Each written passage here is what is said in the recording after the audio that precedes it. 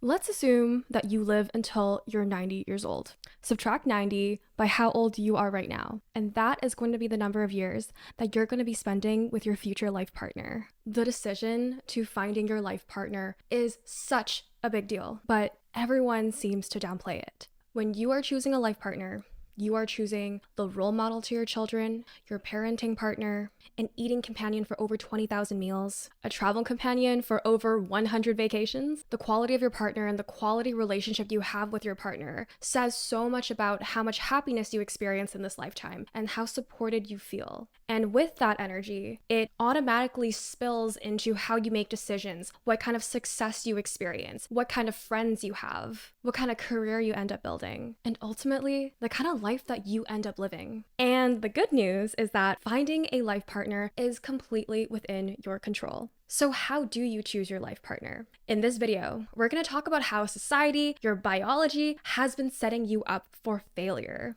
And we'll be breaking down some of the mistakes that people make and also the types of qualities that you should pay attention to. We're going to be talking about some of the critical mistakes that a lot of people tend to make when they're trying to find their life partner. And we're going to talk about what we need to focus on instead. And by the end of this video, you are truly going to feel more confident in what kind of life partner you want, what kind of life you want to live with them, and just having peace of mind that this person really is out there for you. Here are the timestamps, and you can also find them in the description below. So first, let's talk about where you think you are versus where you actually are. So this is for all of my single people out there who think that they are so behind. When you're single and when you watch people who are in relationships, in marriages, you automatically feel so behind. Single people always assume that married people or people in relationships are generally happy. And there was actually research that showed that married people tend to be happier than single people. But when you do split this one category of people into two separate groups based on the quality of relationships, you get very different data. People who are happily married or in high quality relationships are deeply happy with their life. But people who are not in happy relationships, and in fact, they're in very painful relationships, those types of people are actually even more unhappy than a single person. So if you were to put yourself in a range, it's the happiest people who are happily married. You also have the single people in the middle, which you're neutral. You're not super happy, but you're not super sad. And then you have the really sad people, which are the people who are subjecting themselves in relationships that don't bring them any joy or fulfillment. So even if you are a very dissatisfied single person right now, your situation is actually a lot better than being in a relationship where you're not with someone that's right for you. Because if you think about it, if you're single and you're looking for your life partner, you're only one step away from finding that person. But if you are in a very unhappy marriage, you have to first go through the breakup and then the healing and then the recovery, and then you can step into that next step of finding your partner. So would you rather go through 3 steps or 1 step to finding your life partner? I would rather be single. So why do smart people always choose the wrong people to date? A lot of people don't actually know what they want in a relationship.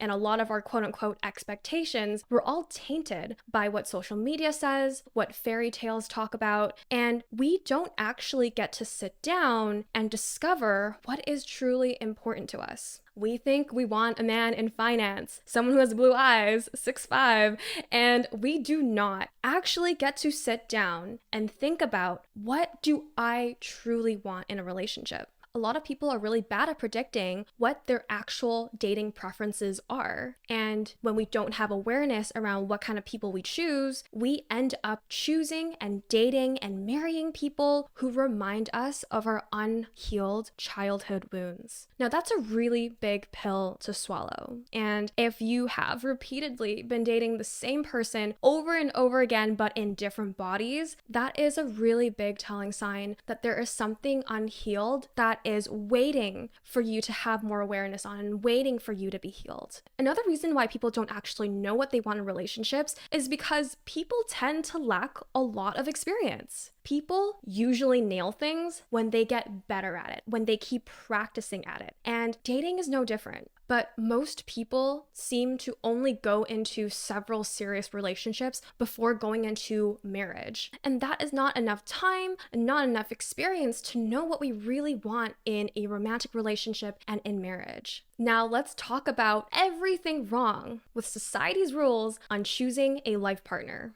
Society encourages us to wait for fate and wait for that knight in shining armor to come and save our lives. Let's talk about starting a business. When you start a business, you tend to build a business plan, you take courses on marketing, you go online and you look at market research and you look at what is trending on social media. You do critical research before diving in. But when we go into relationships with a plan, going through trial and error, we get judged a lot. It's obsessive, it's depressing, it's desperate, it's weird. Why would you plan for love? Love is supposed to be about fate. Or is it? Fate is what drives a lot of people to staying single. It's that we have this expectation that our dream person will come into our lives at a coffee shop, that we'll accidentally spill our drink on a shirt and you end up having an amazing conversation after. And while that is so beautiful and so lovely, that rarely happens. And when we wait for fate to bring that person to our lives, how long are we gonna wait? Another thing is that society looks down on you when you go on one too many dates. Did you know? Research shows that your dating choices are actually not about your personal preferences at all, but 98% of the time, we make dating choices based on what's in front of us. So what happens is most of us choose prospects that are in front of us, even if the prospects are not so great. So what is the method to finding your life partner? You want to date more. You want to put yourself out there. You want to put yourselves in more situations where you can meet different people. Go on the apps and go to networking events. Go to these speed dating events. Putting yourself out there is a really great way to expand what is available to you. But the problem is, people tend to frown upon that. People, again, will call you desperate, obsessive. Oh, you must be so lonely. And if you were to meet a guy online and your friends, family, your cousins were all asking you about how you met this person, you might feel a little timid telling them that you met them on Tinder because it doesn't sound very serious. But that is all an assumption, and you can tell that when we play by society's rules, a lot of it has to do with external validation, finding some way to justify your life choices. But you don't have to do that. And the last societal rule that absolutely sucks is that society pressures us to get married too quickly. Society's rules is get married between 25 to 34. But that is not the real rule. The real rule should be don't marry the wrong person. Society would so much prefer a 37-year-old woman who was unhappily married with children than a happily single 37-year-old woman. How wrong is that? The irony is that single people are only one step away from finding the right life partner. Whereas the person who may not be in a happy marriage, they may have to go through more steps to achieve and find that perfect person for them. Now let's talk about our biology. And our biology actually has been working against us in finding long-term and true love. Human biology is not designed for long-term relationships. Evolution did not account for 50-year-long commitments. But instead, our biology is like, you're cute, I like you, you get so attached, you get so riled up, it's passionate. When you start dating someone, there's this whole biological chemistry that rushes over your body. It's the feeling of lust, passion, attachment, and all of these emotions come together and you're feeling so euphoric and in love with life. And that feels like love, right? But these chemicals that are going through our bodies are not always rational. And instead, they're pretty irrational. They override our ability to rationally think for long-term goals or long-term solutions. And sometimes that passion is enough to justify ourselves to stay in very mediocre or okay relationships instead of holding out for something better. If you tend to fall into the trap of going through heartbreak after heartbreak and you tend to go for very emotionally unavailable people, I actually have the perfect video for you. It's called Why You Keep Falling for Emotionally Unavailable People. Another thing is that biological clock adds pressure to finding our life partner ASAP. This especially goes for women who want to have biological children and their deadline is before they're 40 years old. This makes the whole process even more stressful. And if it were me, I would rather adopt and be with the right partner than to have children with the wrong person. So what's the end result of putting all of that together? When we put together people who absolutely do not know what they want out of love, society telling us that how we should date and how we should find our romantic partners, and finally our biological limitations, you get a recipe for disaster, and that's why a lot of people end up in very unhappy and unfulfilling relationships. So let's talk about the 7 types of people who end up in very unhappy and unhealthy relationships. First up is starry-eyed Sam. Sam fell in love with his partner, and the way they met was just complete fate. That there was no way that the universe didn't put them together, that the universe had set out for them to be lovers lifetime after lifetime. And he deeply believes that this person is the one for him. But the dark side to this is that he's actually really unhappy in the relationship. He constantly ignores red flags like the constant arguing about the same thing and just feeling really bad about himself every day. But he believes in happily ever after, and he believes that love conquers all. Passion is all it takes. Love, I love her unconditionally, so none of this matters. He thinks that passion and romance are the only 2 key ingredients that you need in a successful relationship. And a lot of fairy tales end up telling us this because the book is only so big. They don't go into what happens after they live happily ever after, all the things that need to work on, all the communication, or even potentially how they end up in divorce. There's just this huge incompatibility issue that you know exists, but you are failing to see it yourself. You end up creating decades of unhappiness for yourself. And it's because this starry-eyed Sam just did not tune into himself and has not been honest about how he's been feeling about himself in this relationship. Because you deserve to feel really good about yourself in the relationship.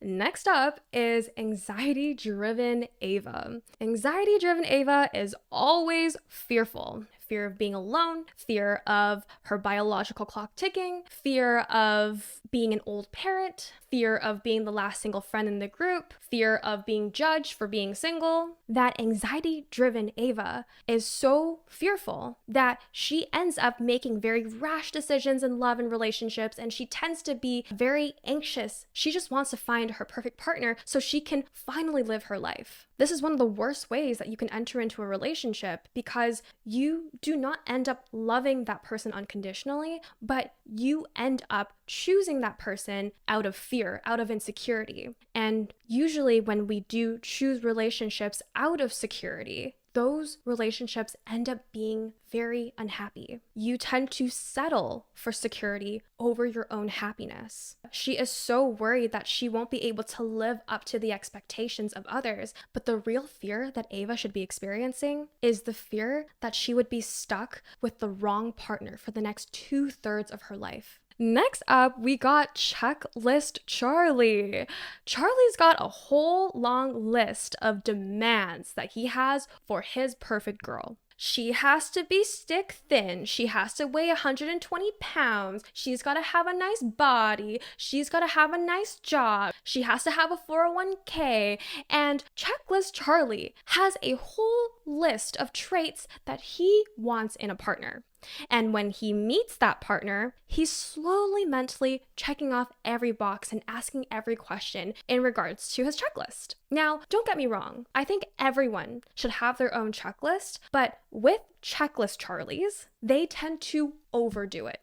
And they tend to choose people on what they have on paper rather than the real connection that's happening in the present moment. Checklist Charlie tends to prioritize on appearances. They tend to prioritize success, money, wealth, status. And Checklist Charlie says that if I find a partner who has all of these qualities, then I'm set for life. Then rationally speaking, I'm going to be set. And this is going to be a very successful relationship because I have an amazing partner.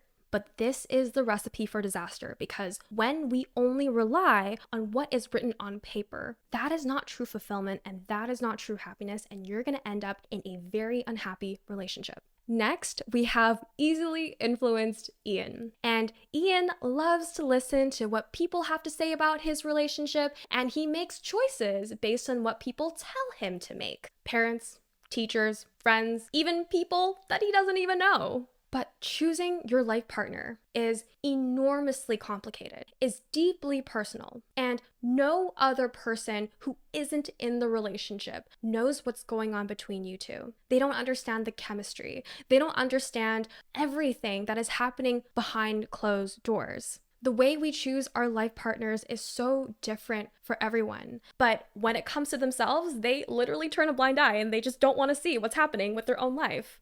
It is so impossible to tell what is happening within a relationship from the outside. People on the outside do not know what's going on within your relationship. But of course, if you are obviously being mistreated or abused and your friends and family are telling you to leave, you should probably leave. But I'm talking about easily influenced Ian is the type of person where he doesn't have a real opinion of his own, and he is constantly relying on people outside of him to help him make choices. How this person does one thing in relationships is often how he does everything in life. So easily influenced Ian, he typically has to rely on people to make choices in life for him. They cannot make conscious decisions for their own good in their life. And in the long term, this guy will feel so far out of alignment from who he really is because he's been listening too hard on what other people have to say. The opposite could happen. What if everyone was rooting for you in this relationship because he has an amazing job, he has a 401k, he has an amazing career, and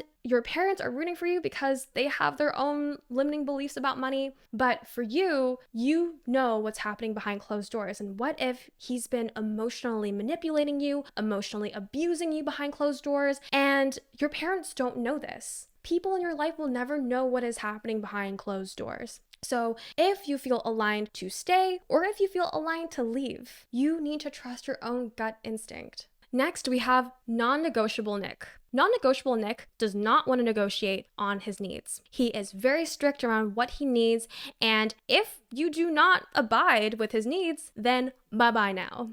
He prioritizes his own needs above his own partner's, and he's not willing to negotiate. He doesn't compromise, and he tends to be very confident in keeping a very single lifestyle. He doesn't want to compromise, he doesn't want to struggle in the relationship, and he wants to have as much freedom as possible in his own life. And he doesn't have room for you to have your own demands, to have your own needs. Best case scenario, Nick ends up being with someone who's super easygoing. But worst case scenario, Nick ends up being with someone who has very low self-esteem, who's a doormat, a pushover, and that relationship is not going to feel good. Nick ends up sacrificing the potential of having a high-quality person in his life, but he doesn't want to negotiate. Next, we have self-absorbed Sarah. Sarah is the main character of her own life, and she does not have room on stage with you. She tends to want to outshine you, and she has no problem talking about her day and her life,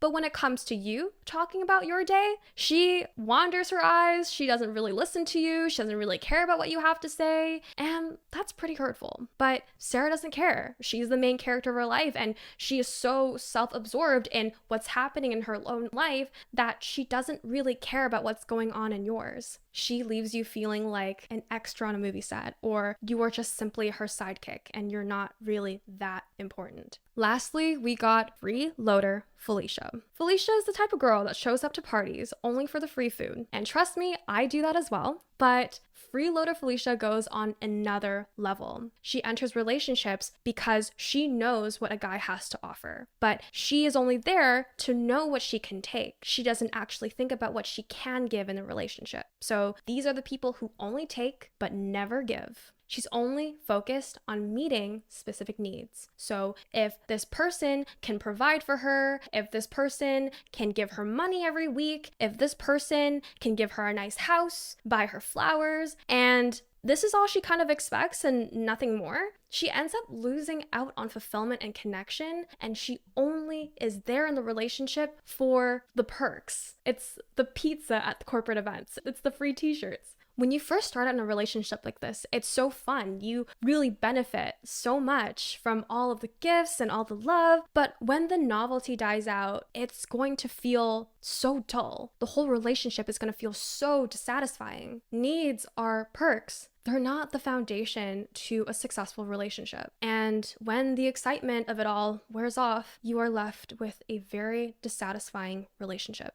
So now you know why a lot of people end up being in very unhappy relationships, but let's talk about what are some of the key ingredients to finding a life partner. Great achievement, like in business, does not just happen overnight. It's the constant showing up day after day, hour by hour, the all-nighters. It's really consistently showing up for your success and constantly working towards the life that you want, that it all adds up together and accumulates and snowballs. And that is the mindset that you should also take in when it comes to love and relationships. That love is a full-time job. Love takes constant work. It's not just about the fireworks and the passion and the euphoria, but it's a lot of work in the process. It's a lot of mundane Wednesdays you have to go through as a partner together.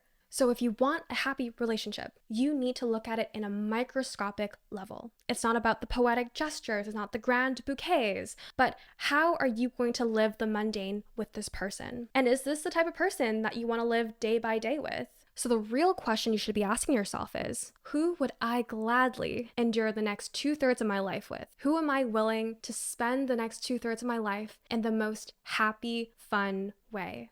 So let's start with key ingredient number 1, which is an epic friendship. So how do you test if this is a super awesome friendship? If you have good friends in your life, you know how that feels. You go through traffic with them and you're actually rooting for traffic because you're having so much time with this person, you're catching up with them, you're cracking jokes left and right, and time seems to pass by so quickly with this person that you love each other's company so much that you don't want the ride to end. So if your future partner passes the traffic test, then it's a really good sign that this is a pretty epic friendship. So what are some of the qualities to epic friendships? The first is, of course, humor. You guys have the same type of humor. You guys are just on the same level, same frequency. And when you guys are laughing, you guys are both laughing and cracking up. This person is able to find fun in even the most mundane situations. It's going to the airport. What about road trips? Are they the types of people that are able to convert the mundane into something that's super fun? Fun is a really strong predictor in success in a relationship. The next thing is that you respect and you really value what your partner has to say. You respect their perspectives. You respect the way that they think. You respect their values in life. And when you have deeper conversations, because of course the jokes are fun, but it's also about the deep conversations. It's also about the philosophy if you guys are into that. And the more depth the person has, just the more intriguing he is because there's so many different layers to that person. And they also become very trusted therapists or career coaches as well.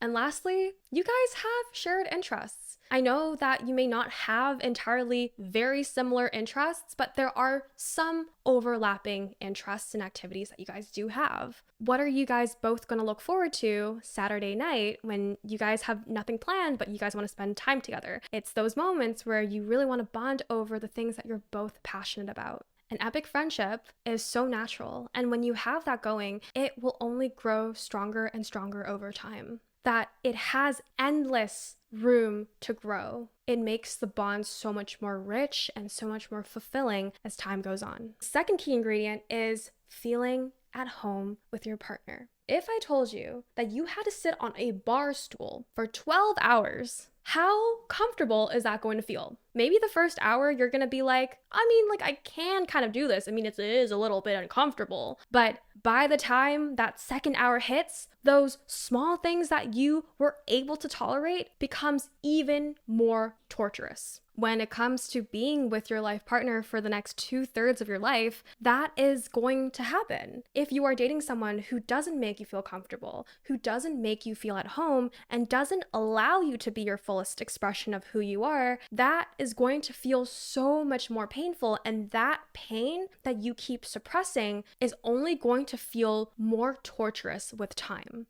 This perpetual discomfort of not being able to be yourself, not be able to be your biggest expression, is going to feel even more torturous than sitting on a bar stool for 12 hours. Feeling at home means feeling super safe in being yourself. It's being cozy and being so expressive and funny and just being your best self and just feeling like you're in a really good environment to be your best self. That this person just makes you want to be your best self in the most positive way, not out of fear, but out of true love for yourself. So how can we make a relationship more comfortable? So the first thing you need to make a relationship feel at home is to have trust and security. Secrets are poison to relationships because it ends up forming an invisible wall between you and your partner. And having secrets is going to make both partners feel even more lonely. And quite honestly, who would want to hide something from their partner for 50 years on end and just worrying about what they're going to think of you?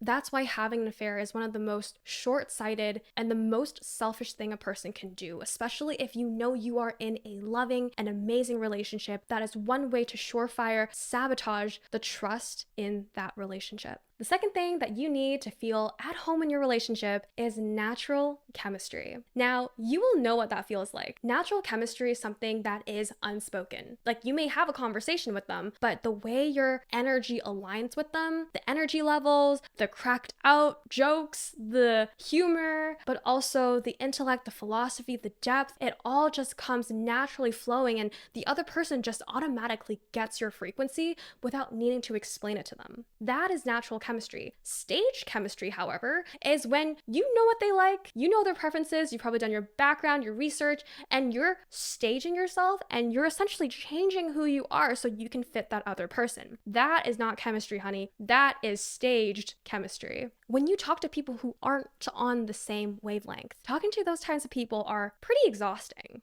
The next key ingredient that makes a relationship feel at home is unconditional acceptance. Unconditional acceptance towards yourself, but also unconditional acceptance towards the other person. Flaws are a part of this human experience. Humans are naturally flawed. We are not perfect. There are irks and there are quirks that probably annoy other people. And there are a lot of parts and aspects of us that not many people would like. And that's naturally okay. We are not meant to fit everyone. But when you are choosing your partner, you are also choosing their flaws. You are also seeing that they are a package deal. Now, this isn't to say that self-improvement is not important, because I truly stand by self-improvement and understanding your own subconscious beliefs and getting out of your own way and being the best version of yourself, and I am all about that. But I'm talking about when you overdo it, when you over-criticize somebody. How are you going to make that other person feel? Are you going to make them feel motivated to change? Or are you only going to get them to shut you out and to despise you more and more? Because when we are constantly criticized, think about your mom, think about your friends. If they kept criticizing you, how likely are you going to want to change? And how likely are you going to like being around them? You probably won't want to be around them much. So think of this as a way to show more empathy towards your partner. What is a way to motivate your partner instead of constantly criticizing your partner?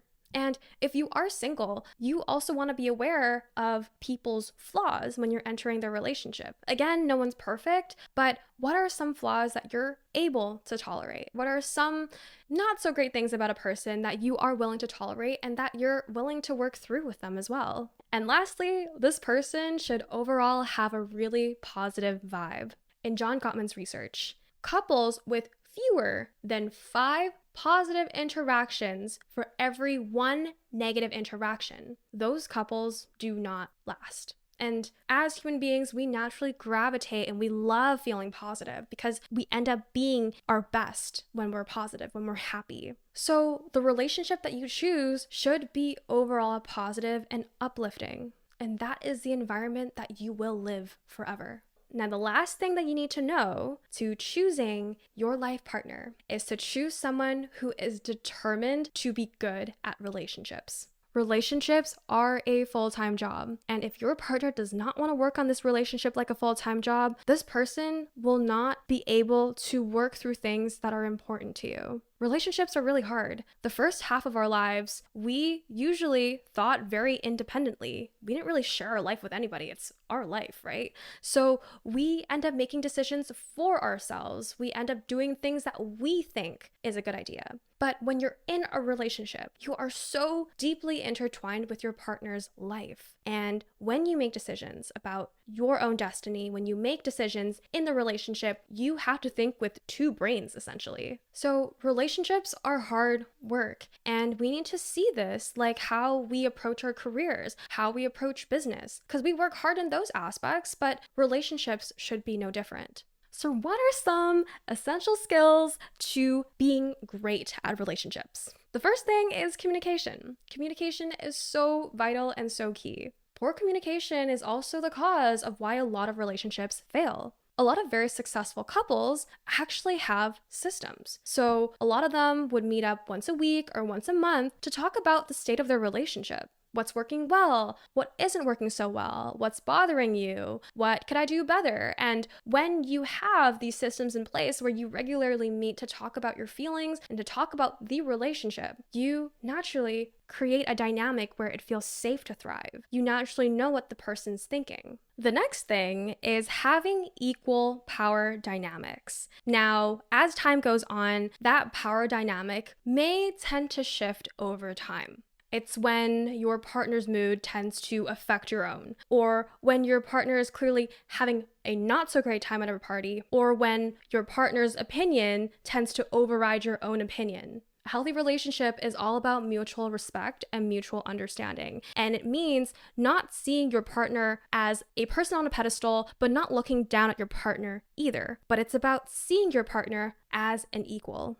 The last essential skill is fighting well. Fights are completely normal in relationships. And in fact, fights are actually really good because every conflict you have is an opportunity to grow closer. So how you fight, how you work things out matters. Successful couples listen to each other. They listen, they open their ears, and they truly listen. They don't just look at you and pretend that you're crazy and just move on with their lives. They actually listen to what you have to say, and they make the changes accordingly. According to John Gottman's research, about 69% of couples tend to fight about the same thing. And these things are usually value-driven decisions. These are values, and typically humans do not want to compromise on value. This is the way that we live life. It's the decisions that we make. It's how we choose to approach life. It's how we engage with life. But if our partners are not seeing eye to eye with the values that are important to us, and we constantly fight about these things, then a relationship like that would never work in the long term. And you should never compromise on your values unless you're willing to lose them. Skilled couples know that it is important not to engage in the same arguments all the time. So we have reached the end of this video, but I want to share that relationships are not about the grand gestures. It's not about the $1 million weddings. It's not about the big bouquets and the grand proposals, but it's about all of the mundane Wednesdays that you are going to be experiencing with your partner. So if you are navigating through this journey as a single person, whether you are happily single or whether you are a very dissatisfied single person, doesn't matter, because you are still one step away from finding the right partner for you. And now that you have the tools to find out who that person is, and knowing that it takes a lot of experimentation, a lot of trial and error to understand who your type is, that it's going to be okay. You will find that person. When you are searching for this person, also remember that everyone is flawed, everyone has issues, and the person that you're dating, no matter how perfect you think they are, they come in a package deal. Learning to accept them, but also learning to accept yourself as someone who is naturally flawed is what makes a relationship so darn beautiful. The power to choose your life partner is in your hands. So choose wisely. Have a good week.